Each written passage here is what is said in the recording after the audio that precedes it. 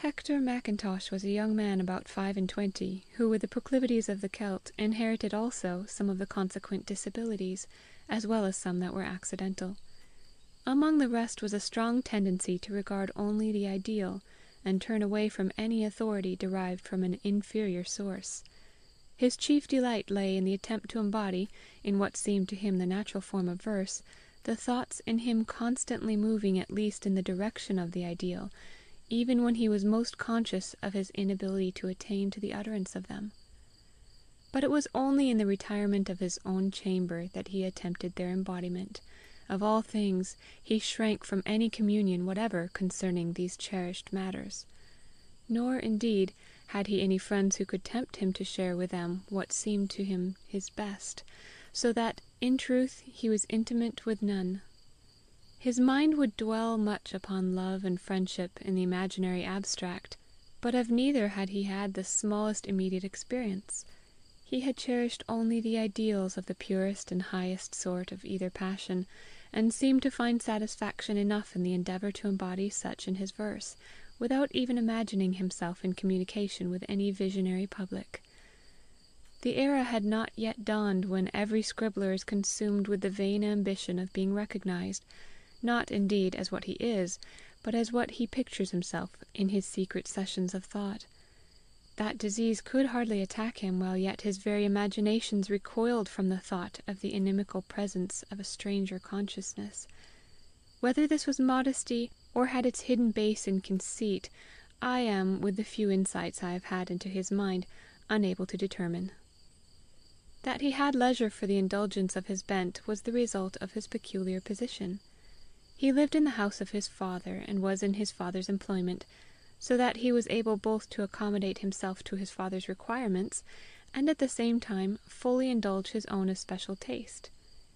The elder Mackintosh was a banker in one of the larger county towns of Scotland, at least such is the profession and position there accorded by popular consent to one who is, in fact, only a bank agent, for it is a post involving a good deal of influence and a yet greater responsibility.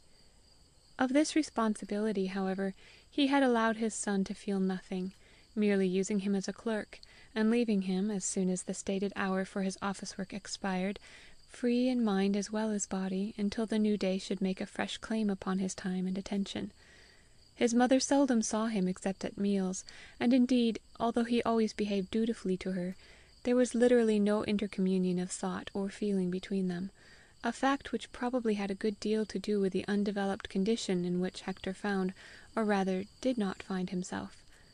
Occasionally his mother wanted him to accompany her for a call, but he avoided yielding as much as possible, and generally with success, for this was one of the claims of social convention against which he steadily rebelled, the more determinedly that in none of his mother's friends could he take the smallest interest, for she was essentially a commonplace because ambitious woman, without a spark of aspiration, and her friends were of the same sort, without regard for anything but what was, or at least they supposed to be, the fashion.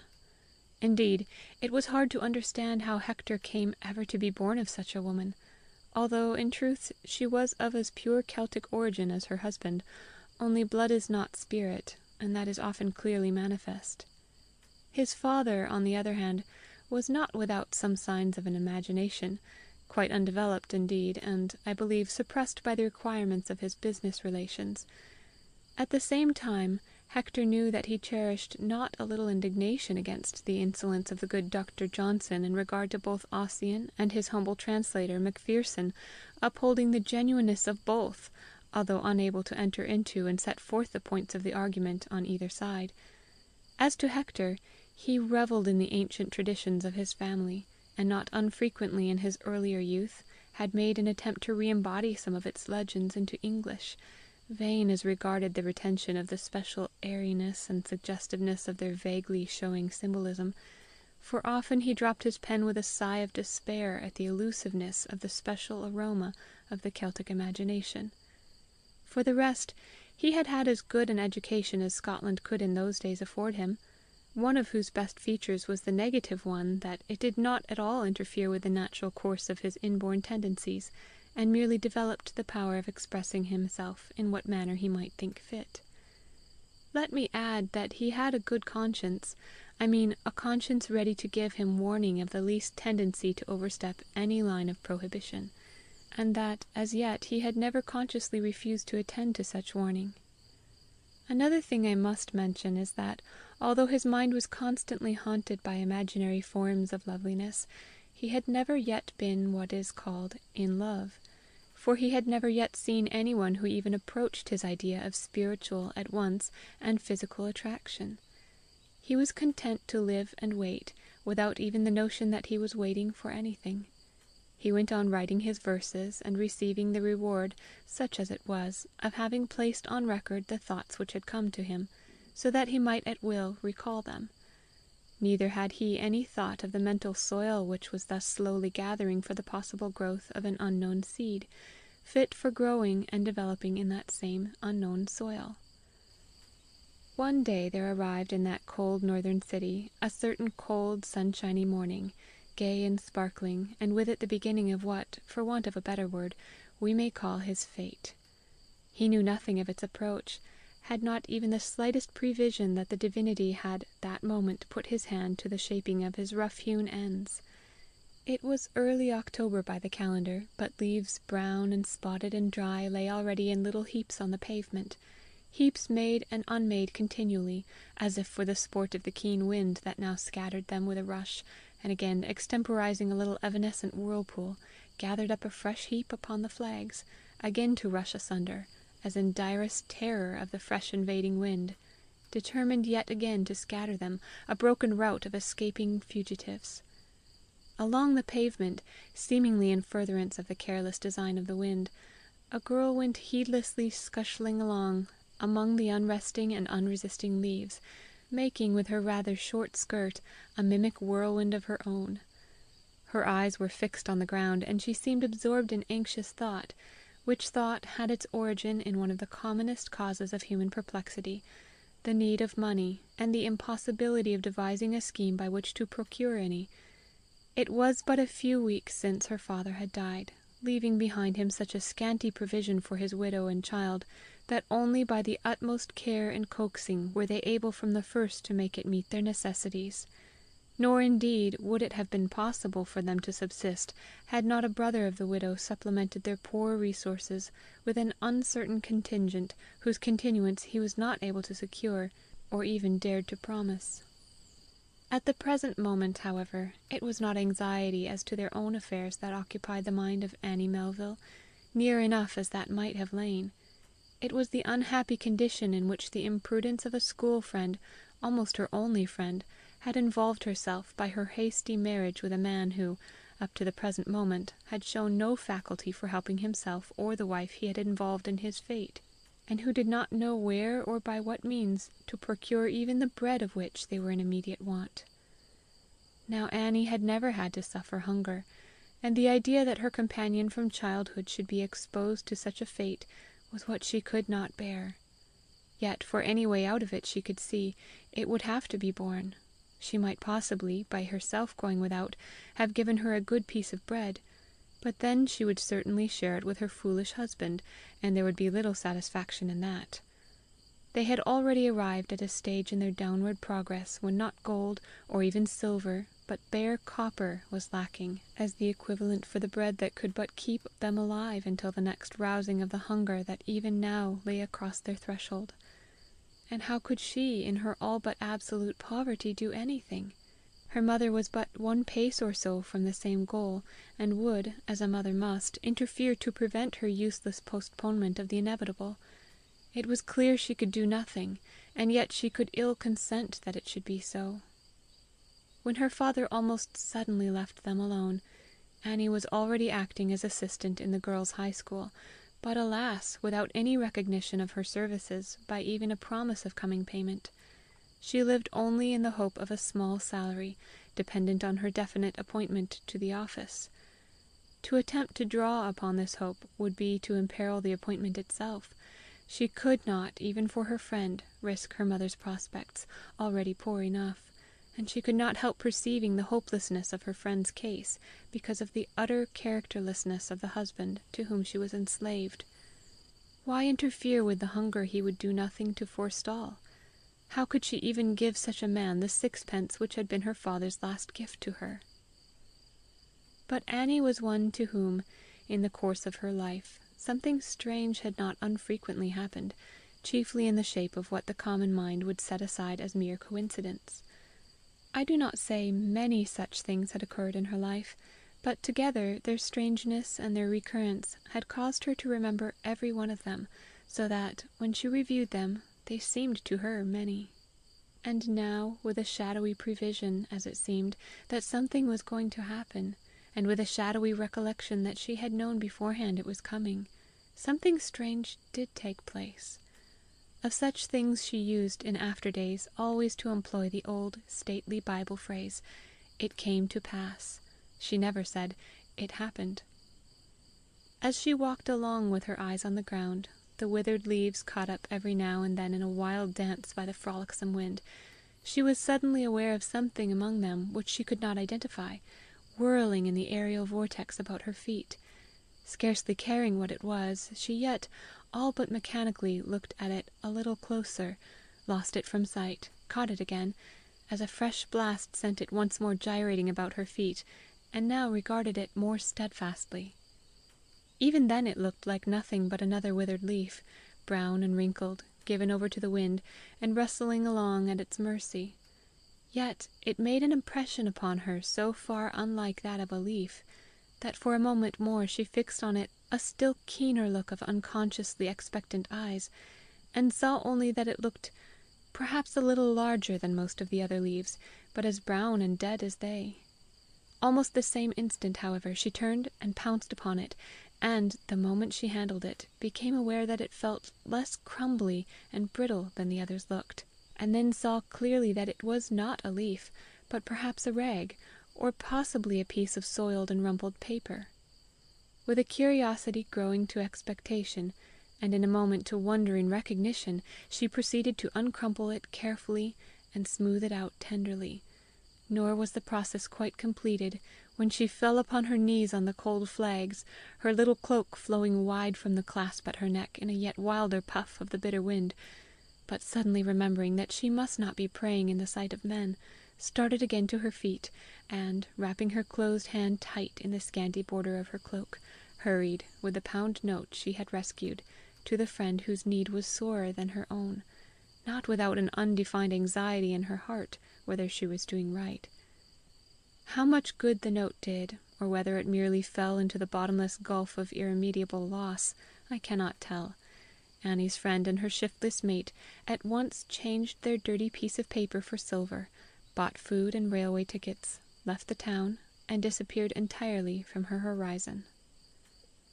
But consequences were not over with Annie, and the next day she became acquainted with the fact that proved of great significance to her, namely, that the same evening she found the money, Mr. Macintosh's kitchen chimney had been on fire, and it wanted but the knowledge of how this had taken place to change the girl's consciousness from that of one specially aided by the ministry of an angel to that of a young woman, honest hitherto, suddenly changed into a thief. For in the course of a certain friendly gossip's narrative it came out that that night the banker had been using the kitchen fire for the destruction of an accumulation of bank notes, the common currency of Scotland, which had been judged altogether too dirty or too much dilapidated to be reissued. The knowledge of this fact was the slam of the closing door, whereby Annie found her soul shut out to wander in a night of dismay. The woman who told the fact saw nothing of consequence in it. Mrs. Melville, to whom she was telling it, saw nothing but perhaps a lesson on the duty of having chimneys regularly swept, because of the danger to neighbouring thatch. But had not Annie been seated in the shadow, her ghastly countenance would, even to the most casual glance, have betrayed a certain guilty horror, for now she knew that she had found and given away what she ought at once to have handed back to its rightful owner. It was true he did not even know that he had lost it, and could have no suspicion that she had found it. But what difference did or could that make? It was true also that she had neither taken nor bestowed it to her own advantage, but again, what difference could that make in her duty to restore it? Did she not well remember how eloquently and precisely Mr. Kennedy had, the very last Sunday, expounded the passage, Thou shalt not respect the person of the poor. Right was right, whatever soft-hearted people might say or think. Any one might give what was his own, but who could be right in giving away what was another's? It was time she had done it without thinking, but she had known, or might have known, well enough, that to whomsoever it might belong, it was not hers. And now what possibility was there of setting right what she had set wrong? It was just possible a day might come when she should be able to restore what she had unjustly taken, but at the present moment it was as impossible for her to lay her hand upon a pound note as upon a million. And, terrible thought, she might have to enter the presence of her father, dead men called him, but alive she knew him, with the consciousness that she had not brought him back the honour he had left with her. It will, of course, suggest itself to every reader that herein she was driving her sense of obligation to the verge of foolishness, and indeed the thought did not fail to occur even to herself, but the answer of the self-accusing spirit was that had she been thoroughly upright in heart, she would at once have gone to the nearest house and made such inquiry as must instantly have resulted in the discovery of what had happened. This she had omitted, without thought, it is true, but not therefore without blame. And now, so far as she could tell, she would never be able to make restitution. Had she even told her mother what befallen her, her mother might have thought of the way in which it had come to pass, and set her feet in the path of her duty. But she had made evil haste, and had compassed too much. She found herself, in truth, in a sore predicament, and was on the point of starting to her feet to run and confess to Mr. Mackintosh what she had done, that he might at once pronounce the penalty on what she never doubted he must regard as a case of simple theft. But she bethought herself that she would remain incapable of offering the least satisfaction, and must therefore be regarded merely as one who sought by confession to secure forgiveness and remission. What proof had she to offer, even that she had given the money away? To mention the name of her friend would be to bring her into discredit, and transfer to her the blame of her own act. There was nothing she could do, and yet, however was she to go about with such a load upon her conscience? Confessing, she might at least be regarded as one who desired and meant to be honest. Confession would, anyhow, ease the weight of her load. Passively, at last, from very weariness of thought, her mind was but going backward and forward over its own traces, heedlessly obliterating them, when suddenly a new and horrid consciousness emerged from the trodden slime, that she was glad that at least Sophie had the money. For one passing moment she was glad with the joy of Lady Macbeth, that what was done and could not be altered. Then once more the storm within her awoke, and would not again be stilled. But now a third something happened, which brought with it hope, for it suggested a way of deliverance. Impelled by the same power that causes a murderer to haunt the scene of his violence, she left the house, and was unaware whither she was directing her steps, until she found herself again passing the door of the banker's house. There, in that same kitchen window, on a level with the pavement, she espied, in large pen-drawn print, the production apparently of the cook or another of the servants, the announcement that a parlour-maid was wanted immediately. Again, without waiting to think, and only afterwards waking up to the fact and meaning of what she had done, she turned, went back to the entry door, and knocked. It was almost suddenly opened by the cook, and at once the storm of her misery was assuaged into a rising moon of hope, and the night became light about her. Ah, through what miseries are not even frail hopes our best and safest, our only true guides indeed, into other and yet fairer hopes. "Did you want to see the mistress?" asked the jolly-faced cook, where she stood on the other side of the threshold, and without waiting an answer, she turned and led the way to the parlour. Annie followed, as if across the foundation of the fallen wall of Jericho, and found, to her surprise, that Mrs. Mackintosh, knowing her by sight, received her with condescension, and Annie, feeling grateful for the good humour which she took for kindness, told her simply that she had come to see whether she would accept her services as parlour-maid. Mrs. Mackintosh seemed surprised at the proposal, and asked her the natural question whether she had ever occupied a similar situation. Annie answered she had not, but that at home, while her father was alive, She had done so much of the same sort, that she believed she could speedily learn all that was necessary. "I thought some one told me," said the lady, who was one of the greatest gossips in the town, "that you were one of the teachers in the high school." "That is true," answered Annie. "I was doing so upon probation, but I had not yet begun to receive any salary for it. I was only a sort of apprentice to the work, and under no engagement." Mrs. Macintosh, after regarding Annie for some time, and taking silent observation of her modesty and good breeding, said at last, "I like the look of you, Miss. My name is Annie Melville." "Well, Annie, I confess I do not indeed see anything particularly unsuitable in you, but at the same time I cannot help fearing you may be, or I should say rather may imagine yourself superior to what may be required of you." "Oh, no, ma'am," answered Annie. "I assure you I am too poor to think of any such thing.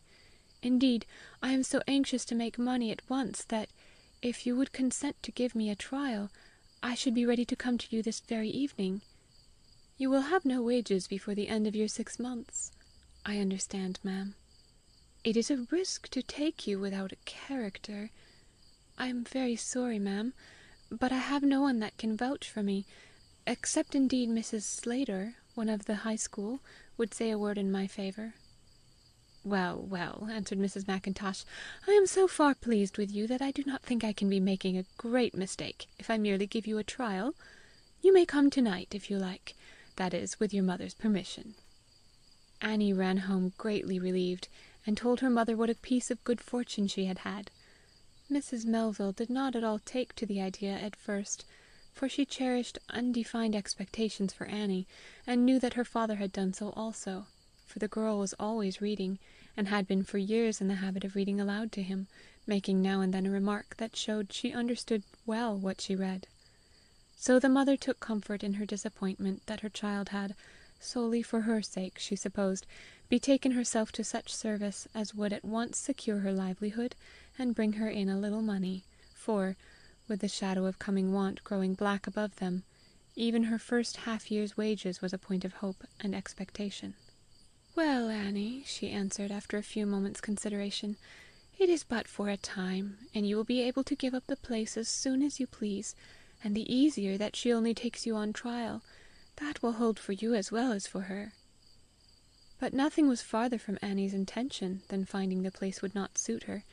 No change could she dream of before at least she had a pound note in her hand, when at once she would make it clear to her mother what a terrible scare had driven her to the sudden step she had taken. Until then she must go about with her whole head sick and her whole heart faint. Neither could she for many weeks rid herself of the haunting notion that the banker, who was chiefly affected by her crime, for as such she fully believed and regarded her deed, was fully aware of her guilt. It seemed to her, when at any moment he happened to look at her, that now at last he must be on the point of letting her know that he had read the truth in her guilty looks, and she constantly fancied him saying to himself, "This is the girl who stole my money. She feels my eyes upon her." Every time she came home from an errand, she would imagine her master looking from the window of his private room on the first floor, in readiness to cast aside forbearance and denounce her. He was only waiting to make himself one shade surer. Ah, how long was the time she had to await her cleansing, the moment when she could go to him and say, "I have wronged, I have robbed you. Here is all I can do to show my repentance. All this time I have been but waiting for my wages to repay what I had taken from you." And, oddly enough, she was always mixing herself up with the man in the parable, who had received from his master a pound to trade with and make more. From her dreams she would wake in terror at the sound of that master's voice, ordering the pound to be taken from her and given to the schoolfellow whom, at the cost of her own honesty, she had befriended. Oh, joyous day when the doom should be lifted from her, and she set free to dream no more! For surely, when at length her master knew all, with the depth of her sorrow and repentance, he could not refuse his forgiveness. Would he not even, she dared to hope, remit the interest due on his money, of which she entertained, in her ignorance, a usurious and preposterous idea? The days went on, and the hour of her deliverance drew nigh. But long before it came, two other processes had been slowly arriving at maturity. She had been gaining the confidence of her mistress, so that, ere 3 months were over, the arrangement of all minor matters of housekeeping was entirely in her hands. It may be that Mrs. Mackintosh was not a little lazy, nor sorry to leave aside whatever did not positively demand her personal attention. One thing I am sure of, that Annie never made the smallest attempt to gain this favour, if such it was. Her mistress would, for instance, keep losing the keys of the cellaret, until in despair she at last yielded them entirely to the care of Annie, who thereafter carried them in her pocket, where they were always at hand when wanted. The other result was equally natural, but of greater importance. Hector, the only child of the house, was gradually and, for a long time, unconsciously falling in love with Annie. Those friends of the family who liked Annie, and felt the charm of her manners and simplicity, said only that his mother had herself to blame, for what else could she expect? Others of them, regarding her from the same point of view as her mistress, repudiated the notion as absurd, saying Hector was not the man to degrade himself. He was incapable of such a misalliance. But, as I have said already, Hector, although he had never yet been in love, was yet more than usually ready to fall in love, as belongs to the poetic temperament, when the fit person should appear. As to what sort she might prove depended on two facts in Hector: one, that he was fastidious in the best meaning of the word, and the other, that he was dominated by sound good sense, a fact which even his father allowed, although with a grudge, seeing he had hitherto manifested no devotion to business, but spent his free time in literary pursuits. Of the special nature of those pursuits his father knew, or cared to know, nothing, and as to his mother, she had not even a favourite hymn. I may say, then, that the love of womankind, which in solution, so to speak, pervaded every atomic interstice of the nature of Hector, had gradually indeed, but yet rapidly, concentrated and crystallized around the idea of Annie, the more homogeneously and absorbingly that she was the first who had so moved him. It was indeed, in the case of each, a first love, although in the case of neither, love at first sight. Almost from the first hour when first Annie entered the family, Hector had looked on her with eyes of interest, but for a time she had gone about the house with a sense almost of being there upon false pretenses, and she knew that she was doing what she did from no regard to any of its members, but only to gain the money whose payment would relieve her from an ever-present consciousness of guilt. And for this cause, if for no other, she was not in danger of falling in love with Hector. She was indeed too full of veneration for her master and mistress, and for their son so immeasurably above her, to let her thoughts rest upon him in any but a distantly worshipful fashion.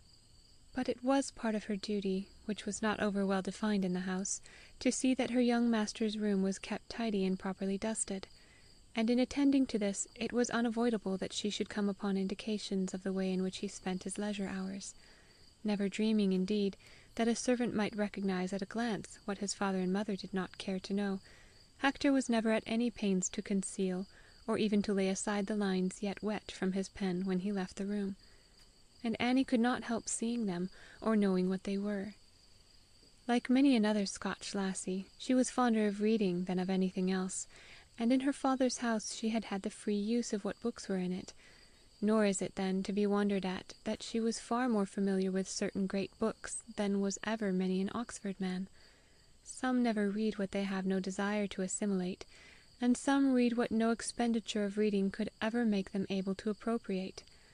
But Annie read, understood, and re-read the Paradise Lost, knew intimately Comus as well, delighted in Lycidas, and had some of Milton's sonnets by heart, while for the Hymn of the Nativity she knew every line, had studied every turn and phrase in it.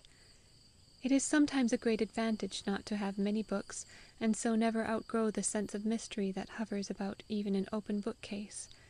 It was with awe and reverence that Annie, looking around Hector's room, saw in it, not daring to touch them, books she had heard of, but never seen. Among others, a Shakespeare in one thick volume lay open on his table, nor is it then surprising that, when putting his papers straight, she could not help seeing from the different lengths of the lines upon them that they were verse. She trembled and glowed at the very sight of them, for she had in herself the instinct of sacred numbers, and in her soul felt a vague hunger after what might be contained in those loose papers, into which she did not even peep, instinctively knowing it dishonorable. She trembled yet more at recognizing the beautiful youth in the same house with her, to whom she did service, as himself one of those gifted creatures whom most she revered, a poet, perhaps such another as Milton. Neither are all ladies, nor all servants of ladies, honorable like Annie, or fit as she to be left alone with a man's papers. Hector knew very well how his mother would regard such an alliance as has now begun to absorb every desire and thought of his heart, and was the more careful to watch and repress every sign of the same, foreseeing that, at the least suspicion of the fact, she would lay all the blame upon Annie, at once dismiss her from the house, and remain forever convinced that she had entered it with a design in her heart to make him fall in love with her. He therefore avoided ever addressing her, except with a distant civility, the easier to him that his mind was known only to himself, while all the time the consciousness of her presence in it enveloped the house in a rosy cloud. For a long time he did not even dream of attempting a word with her alone, fondly imagining that thus he gave his mother time to know and love Annie before discovering anything between them to which she might object. But he did not yet know how incapable that mother was of any simple affection, being, indeed, one of the commonest minded of women. He believed also that the least attempt to attract Annie's attention would but scare her, and make her incapable of listening to what he might try to say. In the meantime, Annie, under the influence of more and better food, and that freedom from care which came of the consciousness that she was doing her best both for her mother and for her own moral emancipation, looked sweeter and grew happier every day. No cloudy sense, no doubt of approaching danger had yet begun to heave an ugly shoulder above her horizon. Neither had Hector begun to fret against the feeling that he must not speak to her. In such a silence, and in such a presence, he felt he could live happy for ages. He moved in a lovely dream of still content. And it was natural also that he should begin to burgeon spiritually and mentally, to grow and flourish beyond any experience in the past. Within a few such days of hidden happiness, the power of verse, and of thoughts worthy of verse, came upon him with as sure an inspiration of the Almighty as can ever descend upon a man, accompanied by a deeper sense of the being and the presence of God, and a stronger desire to do the will of the Father, which is surely the best thing God himself can kindle in the heart of any man. For what good is there in creation but the possibility of being yet further created? And what else is growth but more of the will of God? Something fresh began to stir in his mind, even as in the spring, away in far depths of beginning, the sap gives its first upward throb in the tree, and the first bud, as yet invisible, begins to jerk itself forward to break from the cerements of antenatal quiescence and become a growing leaf. So a something in Hector that was his very life and soul began to yield to unseen creative impulse, and throb with a dim divine consciousness. The second evening after thus recognizing its presence, he hurried up the stair from the office to his own room, and there, sitting down, began to write, not a sonnet to his charmer, neither any dream about her, not even some sweet song of the waking spring which he felt moving within him, but the first speech of a dramatic poem. It was a bold beginning, but all beginners are daring, if not presumptuous. Hector's aim was to embody an ideal of check, of rousing, of revival, of new energy and fresh start. All that evening he wrote with running pen, forgot the dinner bell after its first summons, and went on until Annie knocked at his door, dispatched to summon him to the meal.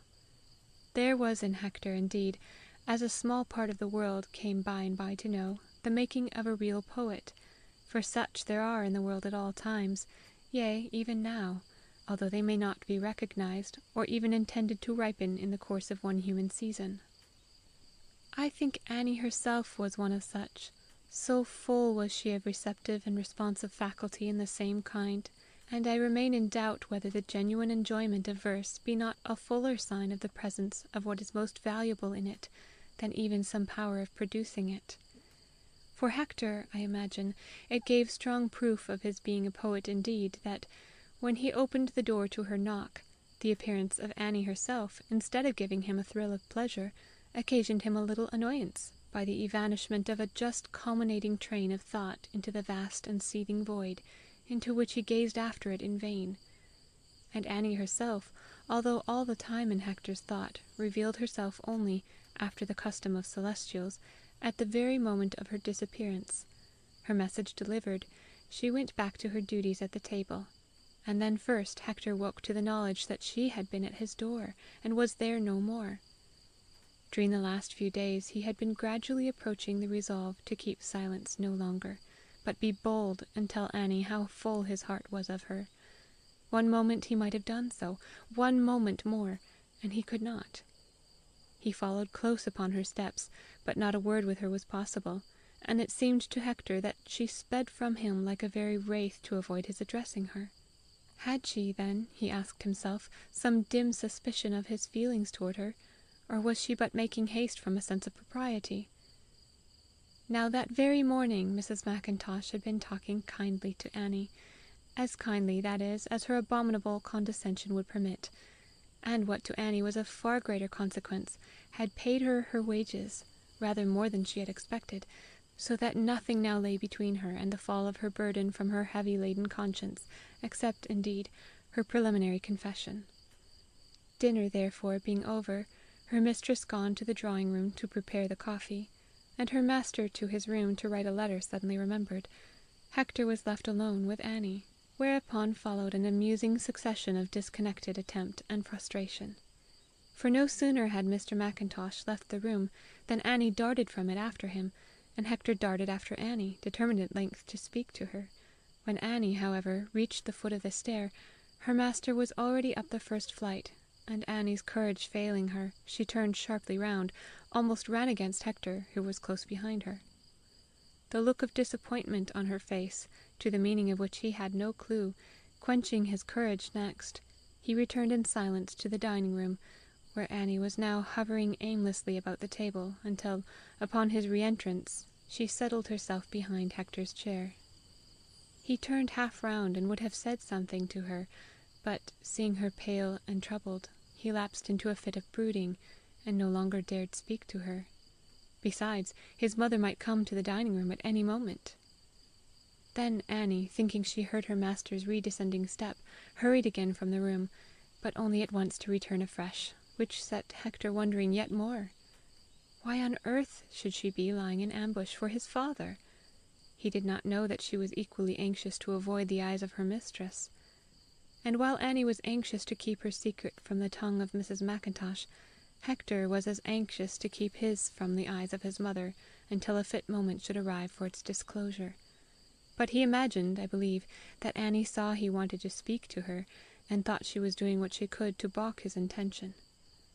But the necessity for disclosure was strongest in Annie, and drove her to encounter what risk might be involved.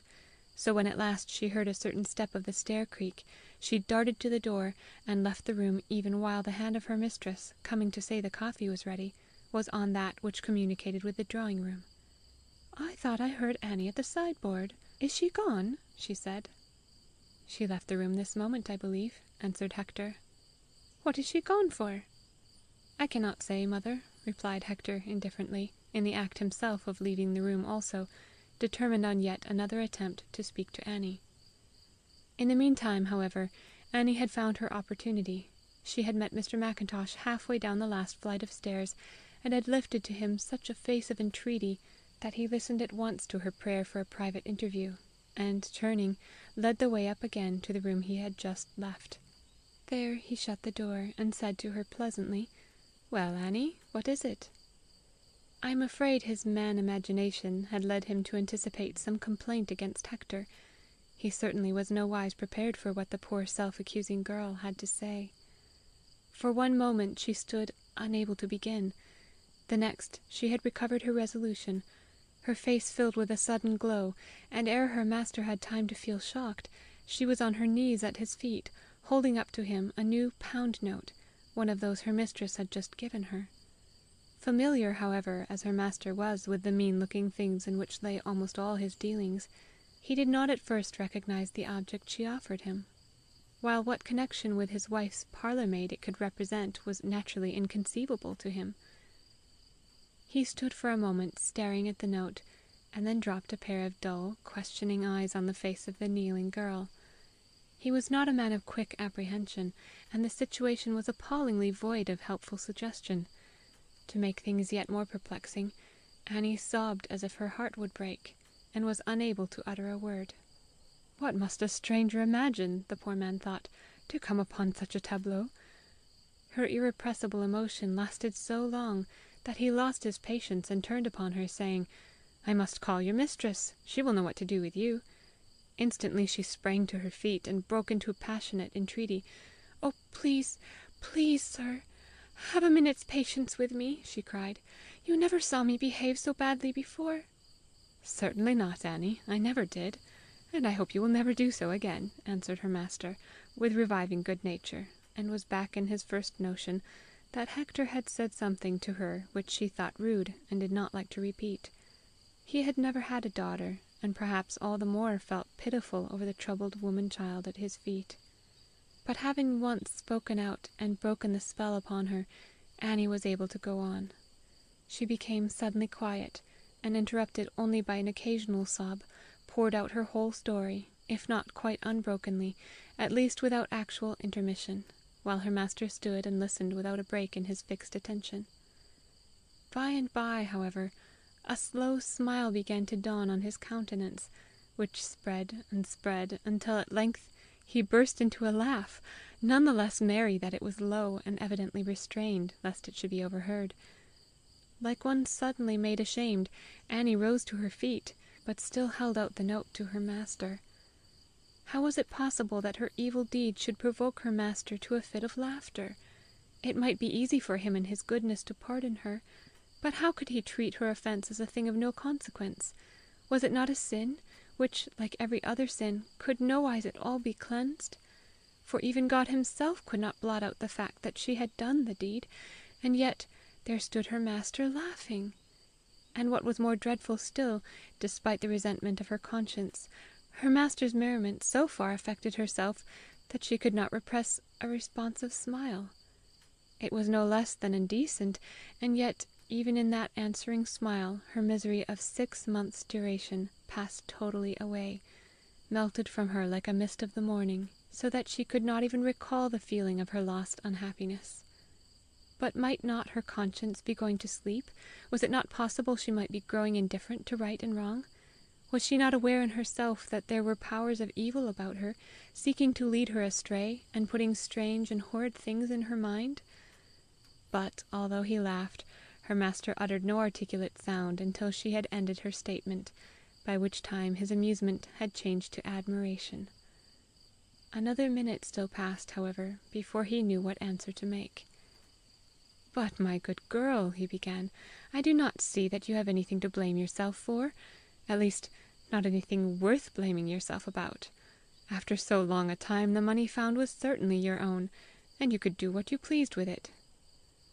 "But, sir, I did not wait at all to see how it had happened, or whether it might not be claimed. I believe, indeed, that I hurried away at once, lest anyone should know I had it. I ran to spend it at once, so for whatever happened afterward, I was to blame. Then, when it was too late, I learned that the money was yours." "What did you do with it, if I may ask?" said the master. "I gave it to a schoolfellow of mine, who had married a helpless sort of husband, and was in want of food." "I am afraid you did not help them much by that," murmured the banker. "Please, sir, I knew no other way to help them, and the money seemed to have been given me for them. I soon came to know better, and have been sorry ever since. I knew that I had no right to give it away as soon as I knew whose it was." She ceased, but still held out the note to him. Mr. Mackintosh stood again silent, and made no movement toward taking it. "Please, sir, take the money and forgive me," pleaded Annie. "And please, sir, please do not say anything about it to anybody. Even my mother does not know." "Now, there you did wrong. You ought to have told your mother." I see that now, sir. But I was so glad to be able to help the poor creatures, that I did not think of it till afterwards." "I dare say your mother would have been glad of the money herself. I understand she was not left very well off." "At that time I did not know she was so poor. But now that my mistress has paid me such good wages, I am going to take her every penny of them, this very afternoon." "And then you will tell her, will you not?" "I shall not mind telling her when you have taken it back. I was afraid to tell her before. It was to pay you back that I asked Mrs. Mackintosh to take me for parlour maid." "Then you were not in service before?" "No, sir. You see, my mother thought I could earn my bread in a way we should both like better." "So now you will give up service and go back to her?" "I am not sure, sir. It would be long, I fear, before the school would pay me as well. You see, I have my food here too, and everything tells. Please, sir, take the £1. "My dear girl," said her master, "I could not think of depriving you of what you have so well earned. It is more than enough to me that you want to repay it. I positively cannot take it." "Indeed, I do want to repay it, sir," rejoined Annie. "It is anything but willing I should be not to repay it. Indeed, there is no other way to get my soul free." Here it seems time I should mention that Hector, weary of waiting Annie's return, had left the dining room to look for her, and running up the stair, not without the dread of hearing his mother's foot behind him, had slid softly into his father's room, to find Annie on her knees before him, and hear enough to understand her story, before either his father or she was aware of his presence. "I beg your pardon, sir, but indeed you must take it," urged Annie. "Surely you would not be so cruel to a poor girl who prays you to take the guilt off her back. Don't you see, sir, I never can look my father in the face till I have paid the money back." Here his father caught sight of Hector, and perceiving that Annie had not yet seen him, and possibly glad of a witness, put up his hand to him to keep still. "Where is your father, then?" he asked Annie. "In heaven somewhere," she answered, "waiting for my mother and me. Oh, father," she broke out, "if only you had been alive, you would soon have got me out of my shame and misery. But thank God, it will soon be over now. My master cannot refuse to set me free." "Certainly I will set you free," said Mr. Mackintosh, a good deal touched. "With all my heart I forgive you the debt, and I thank you for bringing me to know the honestest girl, I mean the most honourable girl I have ever yet had the pleasure to meet."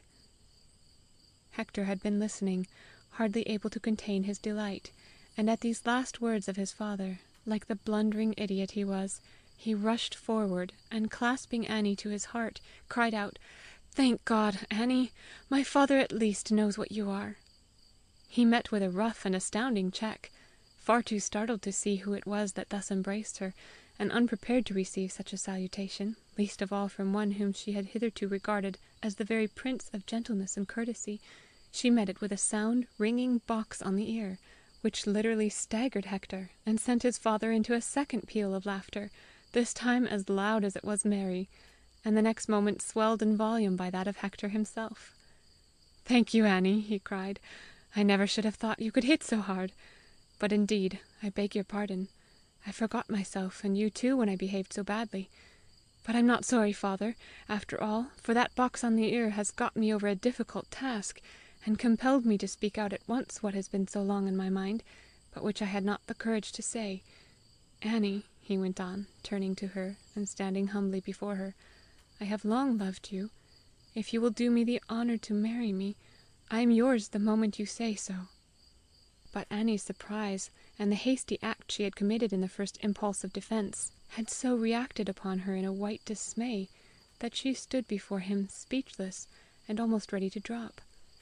Awakening from what was fast growing a mere dream of offence to the assured consciousness of another offence almost as flagrant, she stared as if she had suddenly opened her eyes on a whole Walpurgisnacht of demons and witches, while Hector, recovering from his astonishment to the lively delight of having something to pretend at least to forgive Annie, and yielding to sudden Celtic impulse, knelt at her feet, seized her hand which she had no power to withdraw from him, covered it with eager kisses, and placed it on his head.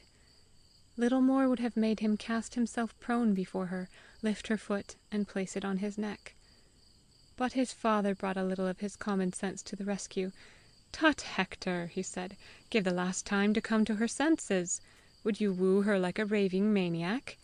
I don't indeed wonder, after what you heard her tell me, that you should have taken such a sudden fancy to her, but—" "Father," interrupted Hector, "it is no fancy, least of all a sudden one. I fell in love with Annie the very first time I saw her waiting at table. It is true I did not understand what had befallen me for some time, but I do, and I did from the first, and now forever I shall both love and worship Annie." "Mr. Hector," said Annie, "it was too bad of you to listen. I did not know anyone was there but your father. You were never intended to hear, and I did not think you would have done such a dishonorable thing. It was not like you, Mr. Hector." "How was I to know you had secrets with my father, Annie? Dishonorable or not, the thing is done, and I am glad of it, especially to have heard what you had no intention of telling me." "I could not have believed it of you, Mr. Hector," persisted Annie. "But now that I think of it," suggested Mr. Macintosh, "may not your mother think she has something to say in the matter between you?" This was a thought already dawning upon her that terrified Annie. She knew, indeed, perfectly how his mother would regard Hector's proposal, and she dared not refer the matter to her decision. "I must be out of the house first, Mr. Hector," she said, and I think she meant, "before I confess my love." The impression Annie had made upon her master may be judged from the fact that he rose and went, leaving his son and the parlour maid together. What then passed between them I cannot narrate precisely. Overwhelmed by Hector's avowal, and quite unprepared as she had been for it, it was yet no unwelcome news to Annie. Indeed, the moment he addressed her, she knew in her heart that she had been loving him for a long time, though never acknowledging to herself the fact. Such must often be the case between two whom God has made for each other, and although he were a bold man who said that marriages were made in heaven, he were a bolder who denied that love at first sight was never there decreed. For where God has fitted persons for each other, what can they do but fall mutually in love? Who will then dare to say he did not decree that result? As to what may follow after from their own behavior, I would be as far from saying that was not decreed as from saying the conduct itself was decreed. Surely there shall be room left, even in the counsels of God, for as much liberty as belongs to our being made in his image, free like him to choose the good and refuse the evil. He who has chosen the good remains in the law of liberty, free to choose right again. He who always chooses the right will at length be free to choose like God himself, for then shall his will itself be free. Freedom to choose and freedom of the will are two different conditions. Before the lovers, which it wanted no moment to make them, left the room, they had agreed that Annie must at once leave the house. Hector took her to her mother's door, and when he returned he found that his father and mother had retired. But it may be well that I should tell a little more of what had passed between the lovers before they parted. Annie's first thought when they were left together was, "Alas, what will my mistress say? She must think the worst possible of me." "Oh, Hector," she broke out, "whatever will your mother think of me?" "No good, I'm afraid," answered Hector honestly. "But that is hardly what we have to think of at this precise moment." "Take back what you said," cried Annie. "I will promise you never to think of it again. At least, I will try never once to do so. It must have been all my fault, though I do not know how, and never dreamed it was coming. Perhaps I shall find out, when I think over it, where I was to blame." "I have no doubt you are capable of inventing 100 reasons, after hearing your awful guilty confession to my father, you little innocent," answered Hector. And the ice thus broken, things went on a good deal better, and they came to talk freely. "Of course," said Hector, "I am not so silly or so wicked as to try to persuade you that my mother will open her arms to you. She knows neither you nor herself." "Will she be terribly angry?" said Annie, with a foreboding quaver in her voice. "Rather, I'm afraid," allowed Hector. "Then don't you think we had better give it up at once?" "Never forever!" cried Hector. "That is not what I fell in love with you for. I will not give you up even for Death himself. He is not the ruler of our world. No lover is worthy of the name who does not defy death and all his works. I am not afraid of him, Hector. I too am ready to defy him. But is it right to defy your mother? It is, when she wants one to be false and dishonorable. For herself, I will try to honor her as much as she leaves possible to me. But my mother is not my parents. Oh, please, Hector, don't quibble. You would make me doubt you. Well, we won't argue about it.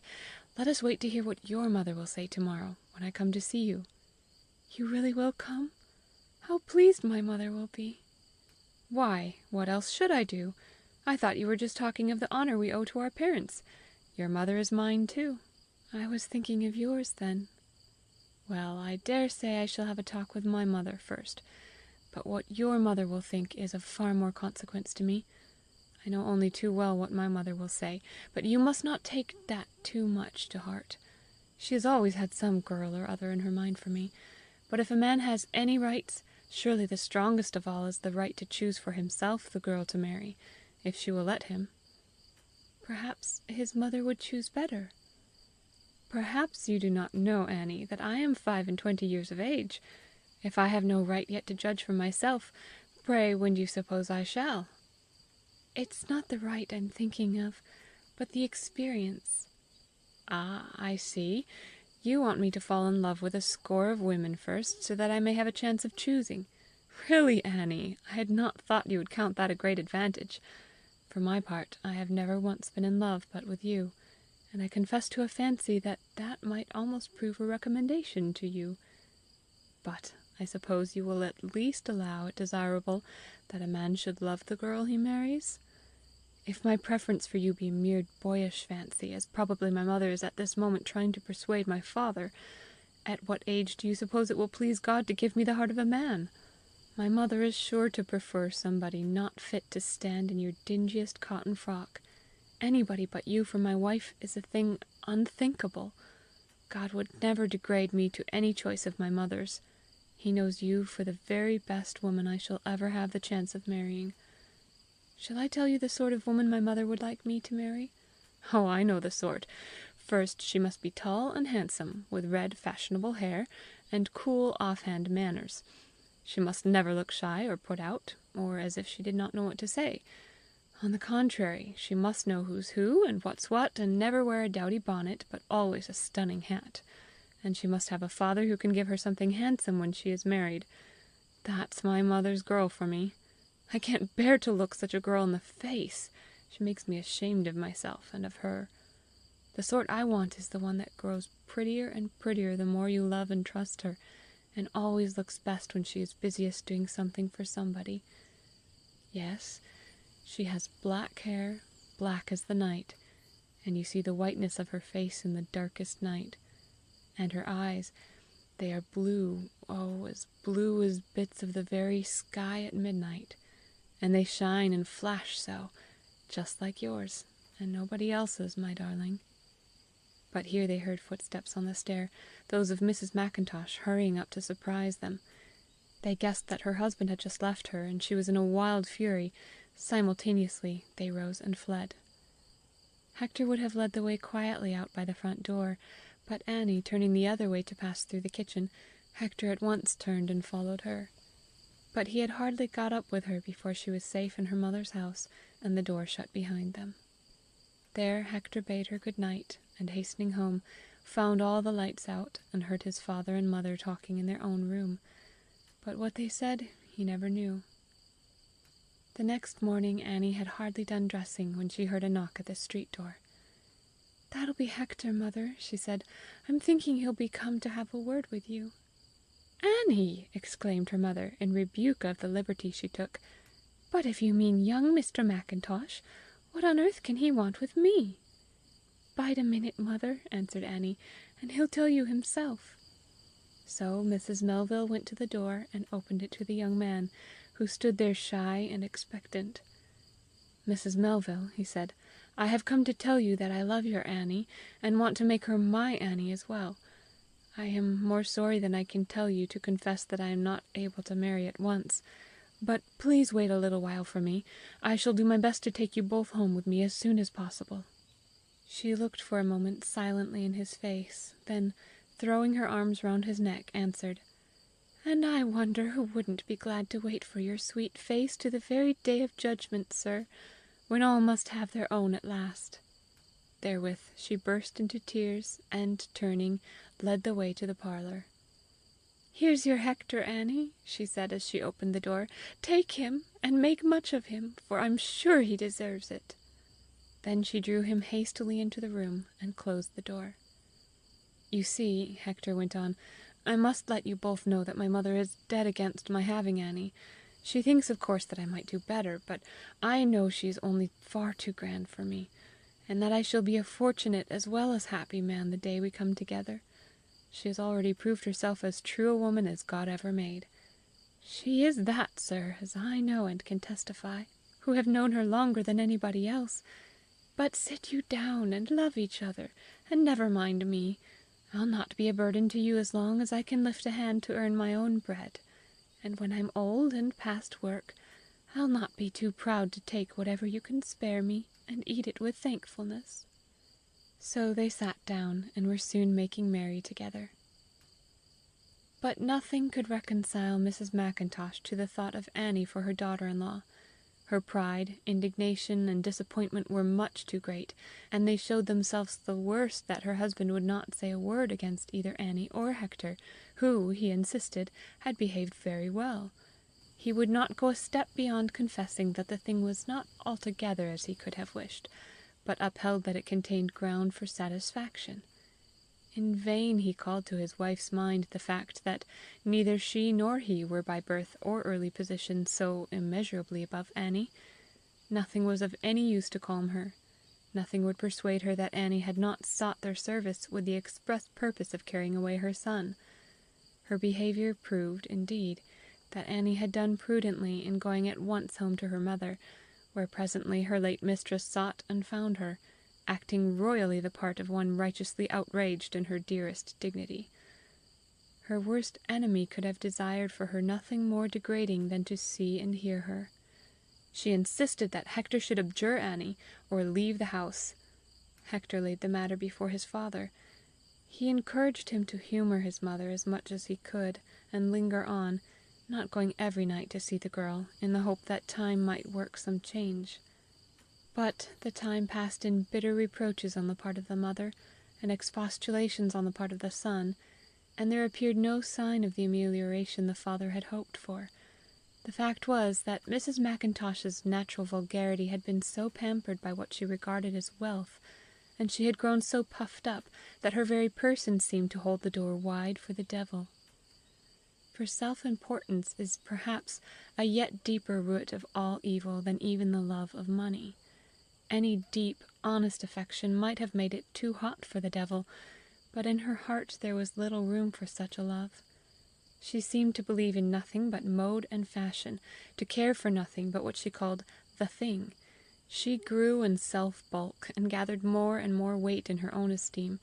She wore yet showier and more vulgar clothes, and actually cultivated a slang that soon bade farewell to delicacy, so that she sank, and she ate and she drank, until at last she impressed her good-natured clergyman himself as one but a very little above the beasts that perish, if indeed she was in any respect equal to a good conscientious dog.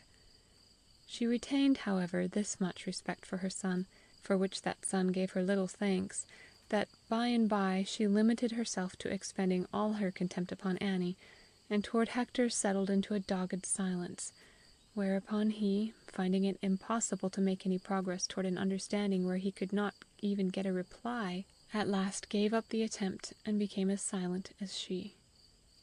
To poor Annie it was a terrible thought that she should thus have come between mother and son, but she remembered that she had read of mothers who without cause had even hated their own flesh, and how much the more might not she who knew her ambitions and designs so utterly opposed to the desires of her son. And thereupon all at once awoke in Annie the motherhood that lies deepest of all in the heart of every good woman, making her know in herself that, His mother having forsaken him, she had no choice but to take him up and be to him henceforward both wife and mother. What remains of my story will perhaps serve to show how far she succeeded in fulfilling this her vow. At last Mr. Mackintosh saw that things could not thus continue, and that he had better accept an offer made him some time before by a London correspondent, to take Hector into his banking house and give him the opportunity of widening his experience and knowledge of business. And Hector, on his part, was eager to accept the proposal.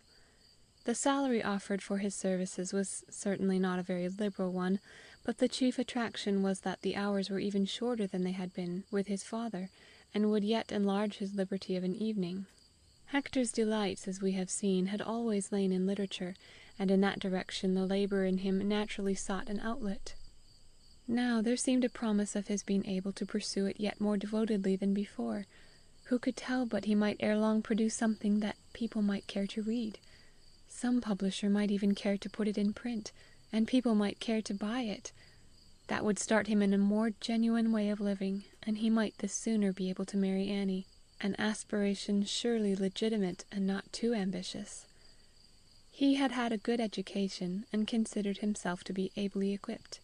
It was true he had not been to either Oxford or Cambridge, but he had enjoyed the advantages possessed by a Scotch university even over an English one, consisting mainly in the freedom of an unhampered development. Since then he had read largely, and had cultivated naturally wide sympathies.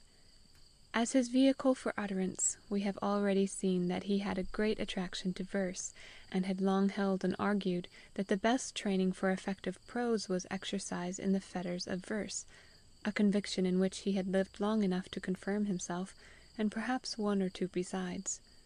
His relations with his mother, and consequent impediments to seeing Annie, took away the sting of having to part with her for a while, and when he finally closed with the offer, she at once resumed her application for a place in the high school, and was soon accepted, for there were not a few in the town capable of doing justice to her fitness for the office, so that now she had the joy not merely of being able to live with her mother as before, and of contributing to her income, but of knowing at the same time that she lived in a like atmosphere with Hector, where her growth in the knowledge of literature and her experience in the world of thought would be gradually fitting her for a companion to him whom she continued to regard as so much above her.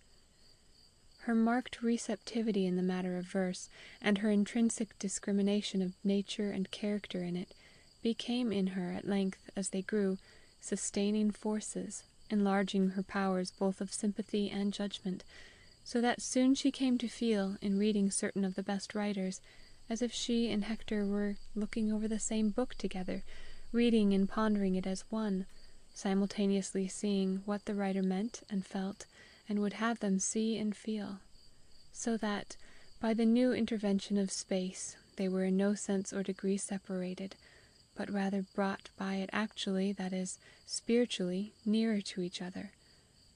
Also Hector wrote to her regularly on a certain day of every week, and very rarely disappointed her in her expected letter, in which he uttered his thoughts and feelings more freely than he had ever been able to do in conversation. This also was a gain to her, for thus she went on to know him better and better, rising rapidly nearer to his level of intellectual development, while already she was more than his equal in the moral development which lies at the root of all capacity for intellectual growth. So Annie grew as surely, without irreverence I may say, in favour both with God and man, for at the same time she grew constantly in that loveliest of all things, humanity. Nor was Hector left without similar consolation in his life, although passed apart from Annie.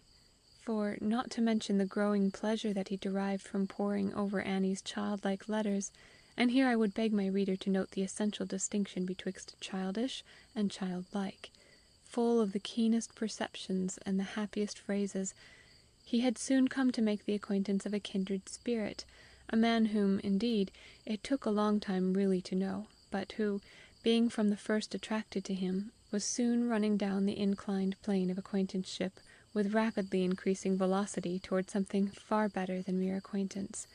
Nor was there any check in their steady approach to a thorough knowledge of each other. He was a slightly older man, with a great experience of men, and a good deal wider range of interests, as could hardly fail to be the case with a Londoner. But the surprising thing to both of them was that they had so many feelings in common, giving rise to many judgments and preferences also in common, so that Hector had now a companion in whom to find the sympathy necessary to the ripening of his taste in such a delicate pursuit as that of verse. And their proclivities being alike, they ran together like two drops on a pane of glass, whence it came that at length, in the confident expectation of understanding and sympathy, Hector found himself submitting to his friend's judgment the poem he had produced when first grown aware that he was in love with Annie Melville, although such was his sensitiveness in the matter of his own productions that hitherto he had not yet ventured on the experiment with Annie herself. His new friend read, was delighted, read again, and spoke out his pleasure. And then first Hector knew the power of sympathy to double the consciousness of one's own faculty. He took up again the work he had looked upon as finished, and went over it afresh with wider eyes, keener judgment, and clearer purpose. When the result was that, through the criticisms passed upon it by his friend, and the reflection of the poem afresh in his own questioning mind, he found many things that had to be reconsidered, after which he committed the manuscript, carefully and very legibly rewritten, once more to his friend, who, having read it yet again, was more thoroughly pleased with it than before, and proposed to Hector to show it to another friend, to whom the ear of a certain publisher lay open. The favourable judgment of this second friend was patiently listened to by the publisher, and his promise given that the manuscript should receive all proper attention. On this part of my story there is no occasion to linger, for, strange thing to tell, strange, I mean, from the unlikelihood of its happening, the poem found the sympathetic spot in the heart of the publisher, who had happily not delegated the task to his reader, but read it himself, and he made Hector the liberal offer to undertake all the necessary expenses, giving him a fair share of resulting profits. Stranger yet, the poem was so far a success that the whole edition, not a large one, was sold, with a result in money necessarily small, but far from unsatisfactory to Hector.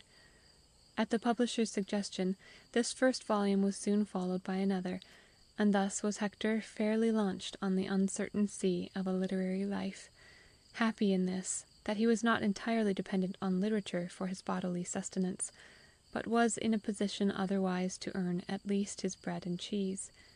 For some time longer he continued to have no experience of the killing necessity of writing for his daily bread, beneath which so many aspiring spirits sink prematurely exhausted and withered. This was happily postponed, for there are as much providence and mercy in the orderly arrangement of our trials, as in their inevitable arrival.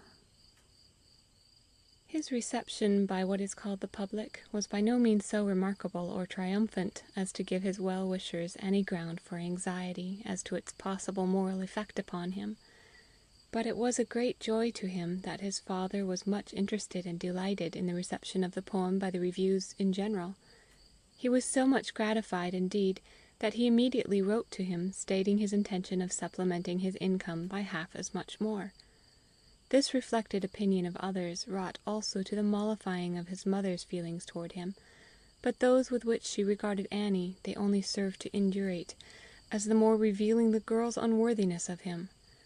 And although, at first, she regarded with favour her husband's kind intention toward Hector, she faced entirely round when he showed her a letter he had from his son, thanking him for his generosity, and communicating his intention of begging Annie to come to him and be married at once.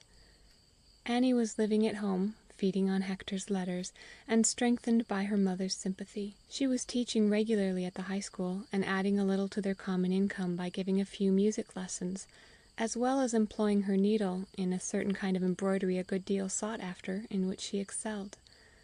She had heard nothing of his having begun to distinguish himself, neither had yet seen one of the reviews of his book, for no one had taken the trouble to show her any of them. One day, however, as she stood waiting a moment for something she wanted in the principal bookshop of the town, a little old lady, rather shabbily dressed, came in, whom she heard say to the shopman, in a gentle voice, and with the loveliest smile, "Have you another copy of this new poem by your townsman, young Mackintosh?" "I am sorry I have not, ma'am," answered the shopman, "but I can get you one by return of post." "Do, if you please, and send it to me at once. I am very glad to hear it promises to be a success. I am sure it quite deserves it. I have already read it through twice. You may remember you got me a copy the other day. I cannot help thinking it an altogether remarkable production, especially for so young a man. He is quite young, I believe?" "Yes, ma'am, to have already published a book. But as to any wonderful success, there is so little sale for poetry nowadays. I believe the one you had yourself, my lady, is the only one we've been asked for." "Much will depend," said the lady, "on whether it finds a channel of its own soon enough. But get me another copy anyhow, and as soon as you can, please. I want to send it to my daughter. There is matter between those Quaker-like boards that I have found nowhere else. I want my daughter to have it, and I cannot part with my own copy," concluded the old lady, and with the words she walked out of the shop, leaving Annie bewildered, and with the strange feeling of a surprise which yet she had been expecting. For what else but success could come to Hector? Had it not been drawing nearer and nearer all the time? And for a moment she seemed again to stand, a much younger child than now, amid the gusty whirling of the dead leaves about her feet, once more on the point of stooping to pick up what might prove a withered leaf, but was in reality a pound note, the thing which had wrought her so much misery, and was now filling her cup of joy to the very brim. The book the old lady had talked of could be no other than Hector's book, no other than Hector could have written it. What a treasure there was in the world that she had never seen! How big was it? What was it like? She was sure to know it the moment her eyes fell upon it. But why had he never told her about it? He might have wanted to surprise her, but she was not the least surprised. She had known about it all the time. He had never talked about what he was writing, and still less would he talk of what he was going to write. Intentions were not worthy of his beautiful mouth. Perhaps he did not want her to read it yet. When he did, he would send her a copy. And oh, when would her mother be able to read it? Was it a very dear book? There could be no thought of their buying it. Between them, she and her mother could not have shillings enough for that. When the right time came, he would send it. Then it would be twice as much hers as if she had bought it for herself. The next day she met Mr. and Mrs. Mackintosh, and the former actually congratulated her on what Hector had done, and what people thought of him for it. But the latter only gave a sniff. And the next post brought the book itself, and with it a petition from Hector that she would fix the day to join him in London. Annie made haste, therefore, to get ready the dress of white linen in which she meant to be married, and a lady, the sister of Hector's friend, meeting her in London, they were married the next day, and went together to Hector's humble lodgings in a northern suburb. Hector's new volume, larger somewhat, but made up of smaller poems, did not attract the same amount of attention as the former, and the result gave no encouragement to the publisher to make a third venture. One reason possibly was that the subjects of most of the poems, even the gayest of them, were serious, and another may have been that the common tribe of reviewers, searching like other parasites, discovered in them material for ridicule, which to them meant food, and as such they made use of it. At the same time he was not left without friends. Certain of his readers, who saw what he meant and cared to understand it, continued his readers, and his influence on such was slowly growing, while those that admired, feeling the power of his work, held by him the more when the scoffers at him grew insolent. Still, few copies were sold, and Hector found it well that he had other work and was not altogether dependent on his pen, which would have been simple starvation. And from the first Annie was most careful in her expenditure. Among the simple people whom husband brought her to know, she speedily became a great favorite, and this circle widened more rapidly after she joined it. For her simple truth, which even to Hector had occasionally seemed somewhat overdriven, now revealed itself as the ground of her growing popularity. She welcomed all, was faithful to all, and sympathetic with all. Nor was it longer before her husband began to study her in order to understand her, and that the more that he could find in her neither plan nor system, nothing but straightforward, foldless simplicity. Nor did she ever come to believe less in the foreseeing care of God. She ceased perhaps to attribute so much to the ministry of the angels as when she took the fiercer blast that rescued from the flames the greasy note and blew it uncharred up the roaring chimney for the sudden waft of an angel's wing. But she came to meet them oftener in daily life, clothed in human form, though still they were rare indeed, and often, like the angel that revealed himself to Manoah, disappeared upon recognition. By and by it seemed certain that, if ever Hector had had anything of what the world counts success, it had now come to a pause. For a long time he wrote nothing that, had it been published, could have produced any impression like that of his first book.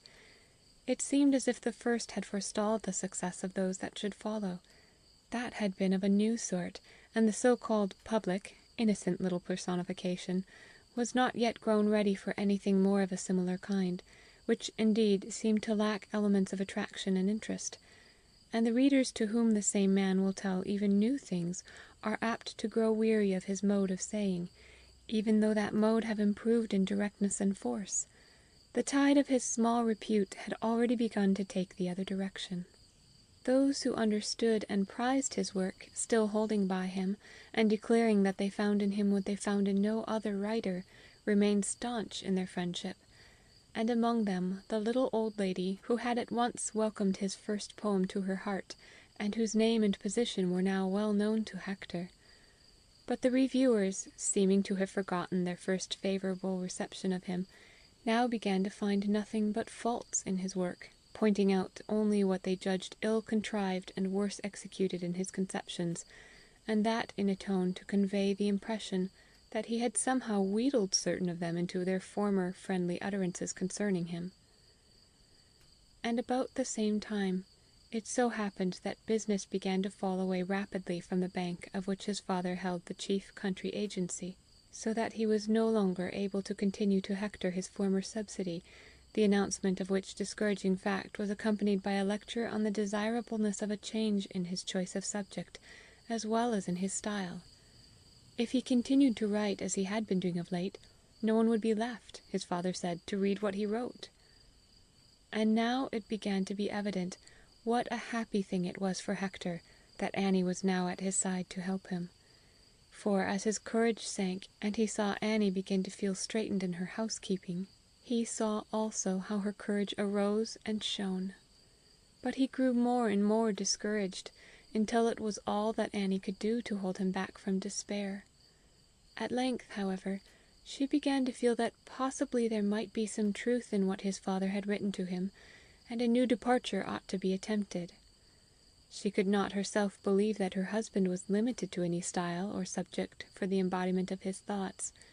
He who had written so well in one fashion might write at least well, if not as well, in another. Had she not heard him say that verse was the best practice for writing prose? Gently, therefore, and cautiously she approached the matter with him, only to find at first, as she had expected, that he but recoiled from the suggestion with increase of discouragement. Still, taking no delight in obstinacy, and feeling the necessity of some fresh attempt grow daily more pressing, he turned his brains about, and sending them foraging, at length bethought him of a certain old Highland legend with which at one time he had been a good deal taken, from the discovery in it of certain symbolical possibilities. This legend he proceeded to rewrite and remodel, doing his best endeavour to preserve in it the old Celtic aroma and aerial suggestion, while taking care neither to lose nor reproduce too manifestly its half-apparent, still evanishing symbolism.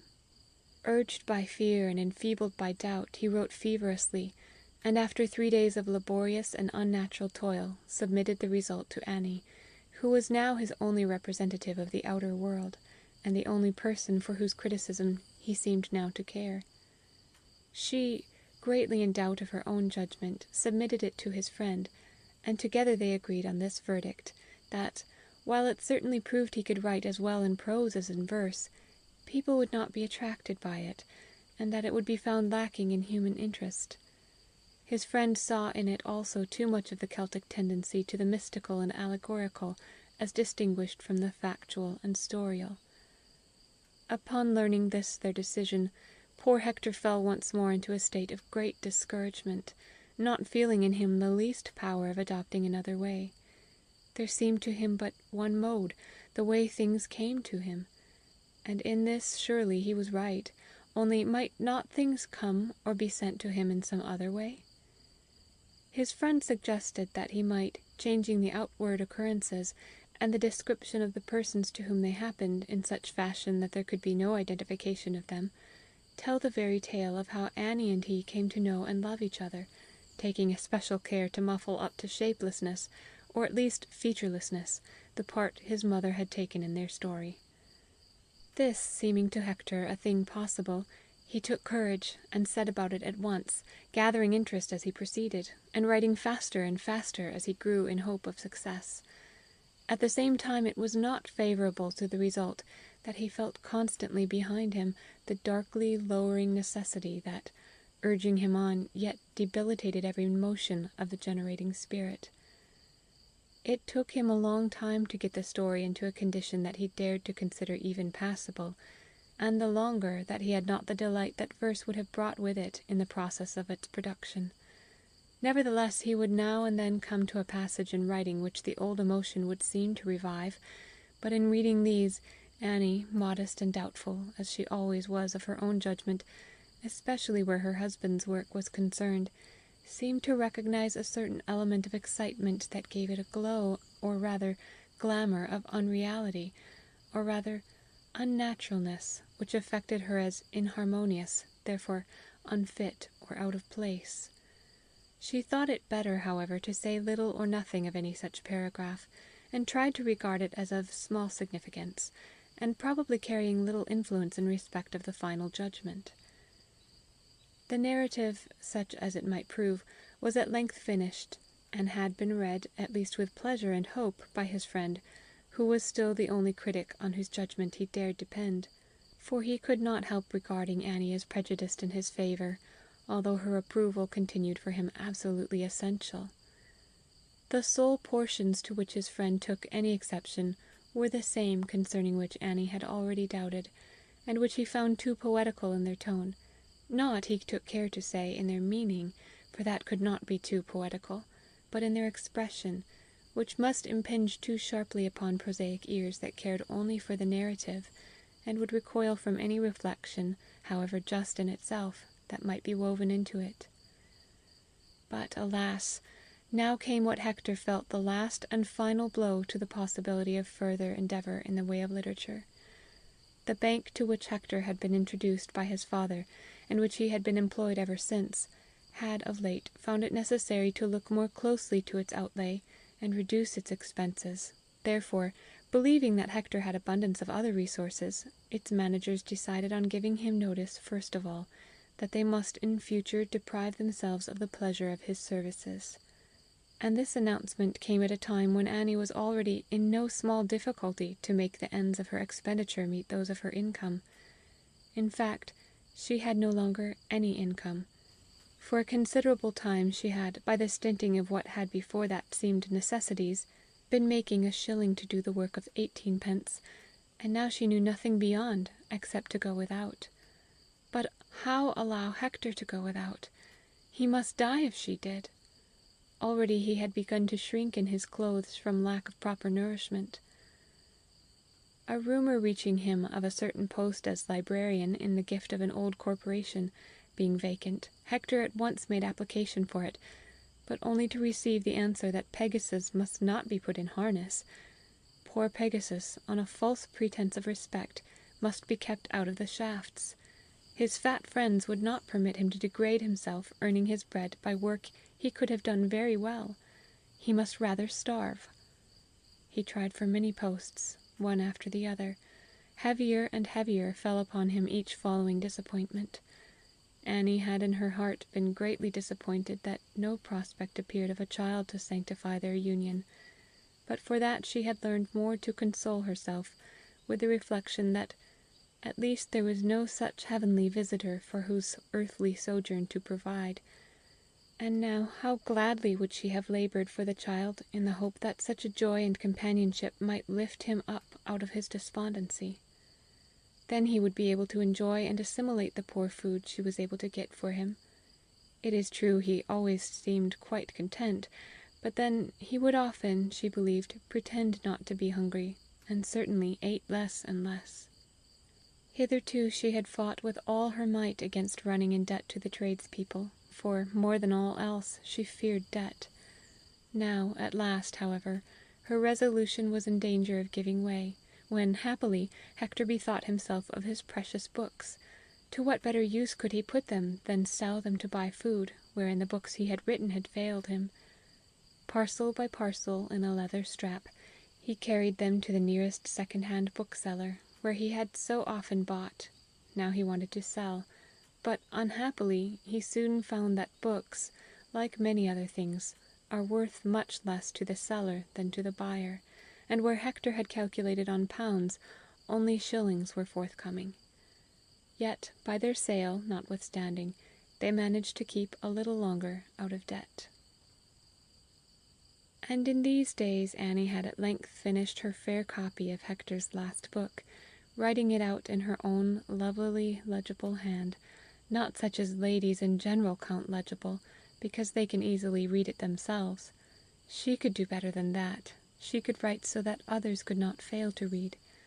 For Hector had always believed that the acceptance of his first volume had been owing not a little to the fact that he had written it out most legibly, and he held that what reveals itself at once and without possibility of mistake may justly hope for a better reception than what from the first moment annoys a reader with a sense of ill treatment. It is no wonder, he said, if such a manuscript be at once tossed aside with an imprecation. Legibility is the first, and intelligibility the only other thing rendered due by the submission of a manuscript to any publisher. Hector spent a day or two in remodeling and modifying the passages remarked upon by his wife and his friend, and then, with hope reviving in both their hearts, the manuscript was sent in, acknowledged, and the day appointed when an answer would be ready. Upon a certain dark morning, therefore, in November, having nothing else whatever to do, Hector set out in his much-worn Inverness cape to call upon his former publisher in the city, with whom of late he had had no communication. The weather was cold and damp, threatening rain, but Hector was too much of a Scotchman to care about weather, and too full of anxiety to mind either cold or wet. He had, indeed, almost always felt gloomy weather exciting rather than depressing. For one thing, it seemed, when he was indoors, to close him about with protection from uncongenial interruption, leaving the freer his inventive faculty. And now that he was abroad in it, and no inventive faculty left awake, it seemed to clothe him with congenial sympathy, for the weather was just the same inside him.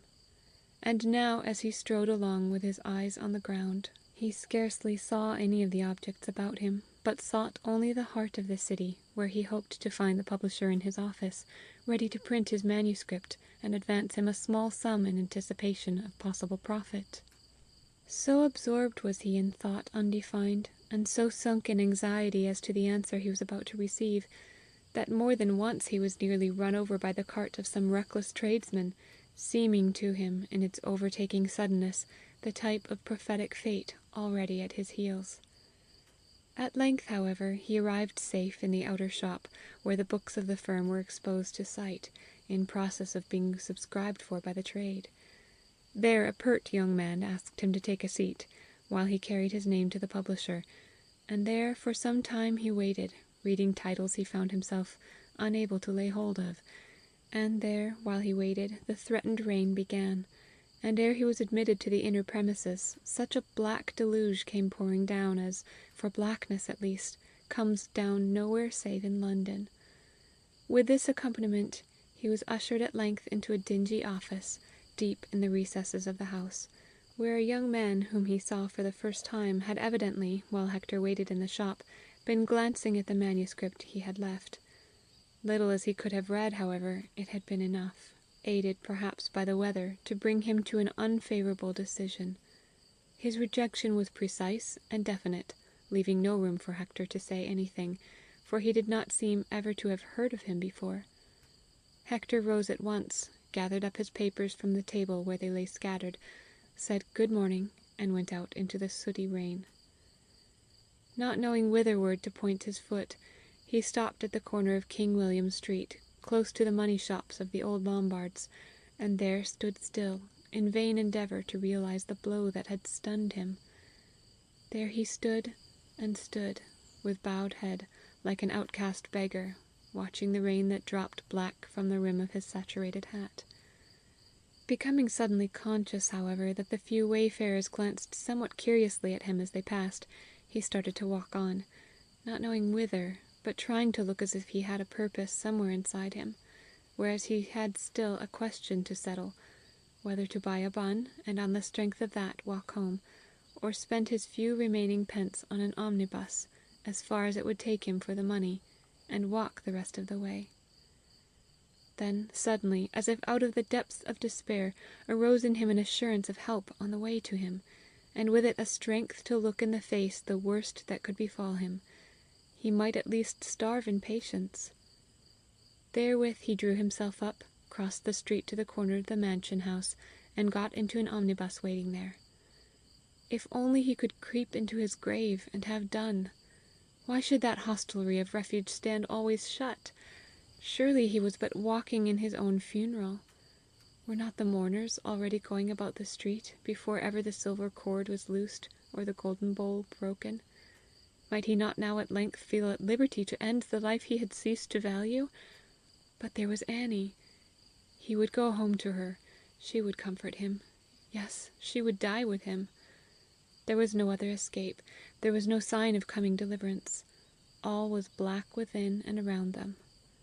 That was the rain on the gravestones. He was in a hearse on his way to the churchyard. There the mourners were already gathered. They were before him, waiting his arrival. No, he would go home to Annie. He would not be a coward soldier. He would not kill himself to escape the enemy. He would stand up to the evil one and take his blows without flinching.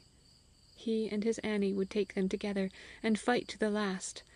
Then, if they must die, it was well, and would be better. But alas! What if the obligation of a live soul went farther than this life? What if a man was bound, by the fact that he lived, to live on, and do everything possible to keep life alive in him? There his heart sank, and the depths of the sea covered it. Did God require of him that, sooner than die, he should beg the food to keep him alive? Would he be guilty of forsaking his post if he but refused to ask, and waited for death? Was he bound to beg? If he was, he must begin at once by refusing to accept the smallest credit. To all they must tell the truth of their circumstances, and refuse aught but charity. But was there not something he could try before begging? He had had a good education, had both knowledge and the power of imparting it. This was still worth money in the world's market, and doubtless therein his friend could do something for him. Therewithal his new dread was gone. One possibility was yet left him in store. To his wife he must go and talk the thing over with her. He had still, he believed, 3d in his pocket to pay for the omnibus. It began to move, and then first, waking up, he saw that he had seated himself between a poor woman and a little girl, evidently her daughter. "I'm very sorry to incommode you, ma'am," he said apologetically to the white-faced woman, whose little tartan shawl scarcely covered her shoulders, painfully conscious of his dripping condition as he took off his hat and laid it on the floor between his equally soaking feet.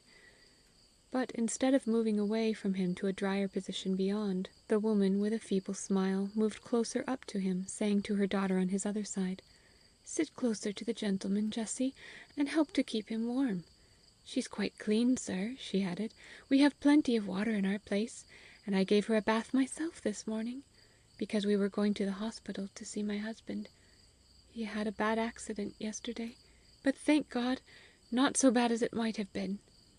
I'm afraid you're feeling very cold, sir," she added, for Hector had just given an involuntary shiver. "My husband, he's a bricklayer," she went on. "He has been in good work, and I have a few shillings in hand, thank God. Times are sure to mend, for they seldom turns out so bad as they looks." Involuntarily Hector's hand moved to his trouser pocket, but dropped by his side as he remembered the fare. She saw his movement, and broke into a sad little laugh. "Don't mistake me, sir," she resumed. "I told you true when I said I wasn't without money, and before the pinch comes, wages, I dare say, will show their colour again. Besides, our week's rent is paid, and he's in good quarters, poor fellow, though with a bad pain to keep him company, I'm afraid." "Where do you live?" asked Hector. "But," he went on, "why should I ask? I am as poor as you, poorer, perhaps, for I have no trade to fall back upon.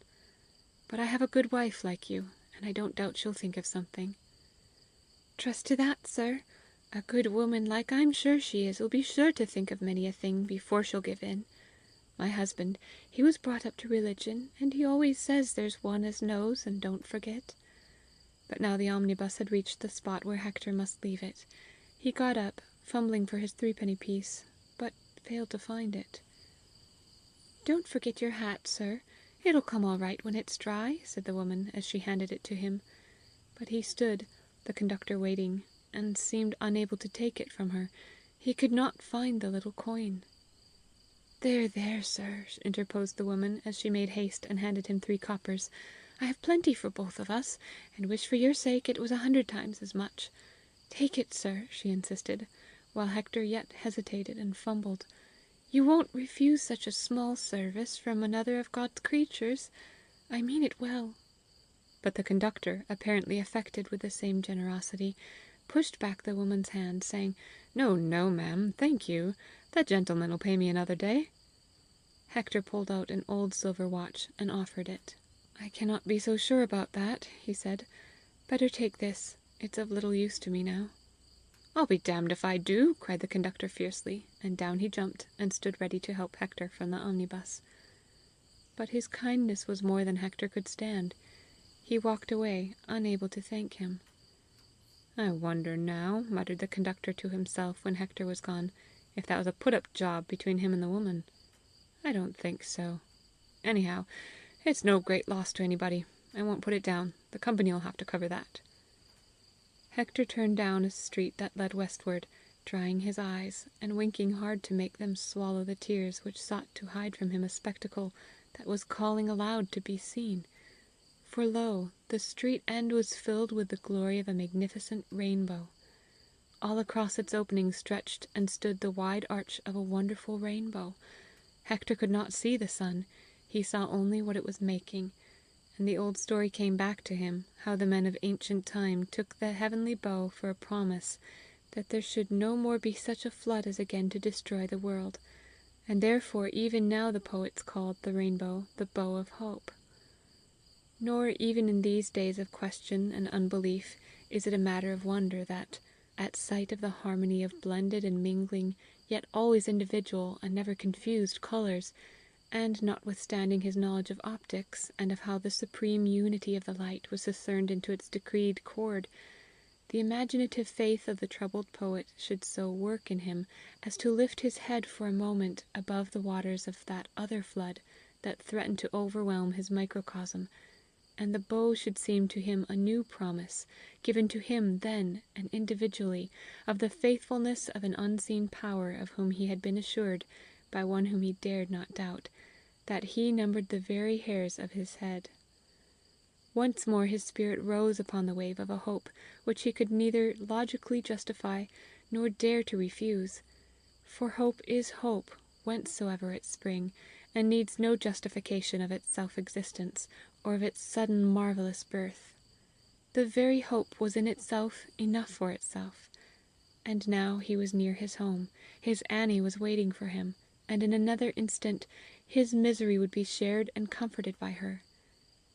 He was walking toward the wonder sign in the heavens, but even as he walked with it in full view, he saw it gradually fade and dissolve into the sky, until not a thread of its loveliness remained to show where it had spanned the infinite with its promise of good. And yet, was not the sky itself a better thing, and the promise of a yet greater good? He must walk onward yet, in tireless hope, and the resolve itself endured, or fading, revived and came again, and ever yet again. For ere he had passed the few yards that lay between him and Annie, yet another wonder befell. As if the rainbow had condensed and taken shape as it melted away, there on the pathway, in the thickening twilight of the swift descending November night, stood a creature, surely not of the night, but rather of the early morn, a lovely little child, whether wandered from the open door of some neighboring house, or left by the vanished rainbow, how was he to tell? Endeavoring afterward to recall every point of her appearance, he could remember nothing of her feet, or even of the frock she wore. Only her face remained to him, with its cerulean eyes, the eyes of Annie, looking up from under the cloud of her dark hair, which also was Annie's. She looked then, as she stood, in his memory of her, as if she were saying, "I trust in you. Will you not trust in him who made the rainbow?" For a moment he seemed to stand regarding her, but even while he looked, he must have forgotten that she was there before him, for when again he knew that he saw her, though he did not seem ever to have looked away from her, she had changed in the gathering darkness to the phantom of a daisy, which still gazed up in his face trustingly, and, indeed, went with him to his own door, seeming all the time to say, "It was no child, it was me you saw, and nothing but me. Only I saw the sun, I mean the man that was making the rainbow." And never more could he in his mind separate the child, whom I cannot but think he had verily seen, from the daisy, which certainly he had not seen, except in the atmosphere of his troubled and confused soul. It may help my reader to understand its confusion, if I recall to him the fact that Hector had that day eaten nothing. Nor must my wife reader think hardly of Annie for having let him leave the house without any food, for he had stolen softly away, and closed the door as softly behind him, thinking how merrily they would eat together when he came back with his good news. And now he was bringing nothing to her but the story of a poor woman and her child who had warmed him, and of an omnibus conductor who had trusted him for his fare, and of a rainbow and a child and a daisy.